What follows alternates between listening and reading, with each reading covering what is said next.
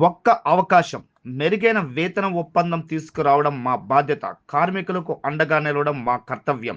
భద్రాద్రి కొత్తగూడెం జిల్లా బూర్గంపాడు మండలం సారపాక మేజర్ గ్రామ పంచాయతీలో ఉన్నటువంటి ఐటీసీ పిఎస్పిడి కర్మాగారంలో 31వ తేదీన జరగబోవు ఎంప్లాయీ బదిలీ యూనియన్ ఎలక్షన్లో BRTU, CITU, IEU, SC, ST, BC, minority organization బలపరుస్తున్న బీఆర్టీయూ మిత్రపక్షాలకు ఓటు వేసి 14వ వేతన ఒప్పందానికి ఒక్కసారి అవకాశం ఇవ్వాలంటూ కోరుతున్న బీఆర్టీయూ మిత్రపక్షాల నాయకులు.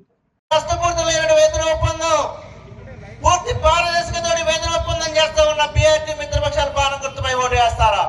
అడుగుతున్నది ఒక్క అవకాశం. మీ విలువైన ఓటు మాకు ఇవ్వండి.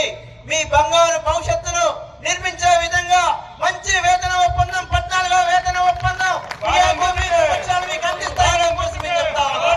భవిష్యత్తులో ఈ 14వ వేతన ఒప్పందం చూస్తే ఇది వేతన ఒప్పందం అన్నగా వేతన ఒప్పందం చేస్తాం. మేము మరీ చెప్తా ఉన్నాం. ఈ నాయకుల్లాగా మాకు కాంట్రాక్ట్ అక్కర్లేదు. ఈ నాయకుల్లాగా మేము పోస్టులు అమ్ముకోవాల్సిన అవసరం లేదు. ఈ నాయకుల్లాగా మేము లాలచి పడాల్సిన అవసరం లేదు.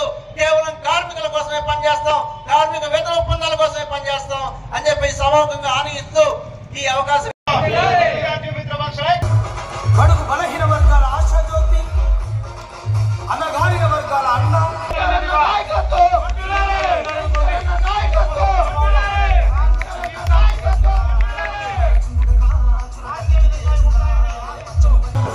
వాళ్ళు చేస్తున్న అంతిమ ఫలితాలు అన్నట్టు ఈ రోజు మీరు కాకపోతే నేను కాకపోతే మీరు అంటూ కార్మికుల్ని మభ్యపెడుతూ వారి లోపాలని కొన్ని వీరి లోపాలని కొన్ని వారు చూపిస్తూ ఇటు టీఎన్టీసీ వారు అటు ఐఎన్టీసీ వారు కార్మికులను ఏ విధంగా మోసం చేస్తున్నారు, ఇంకెంతకాలం ఇలా మోసం చేస్తారో తెలియని పరిస్థితుల్లో ఏ విధంగా తిరుగుతున్నారో మనందరం గమనిస్తూనే ఉన్నాం.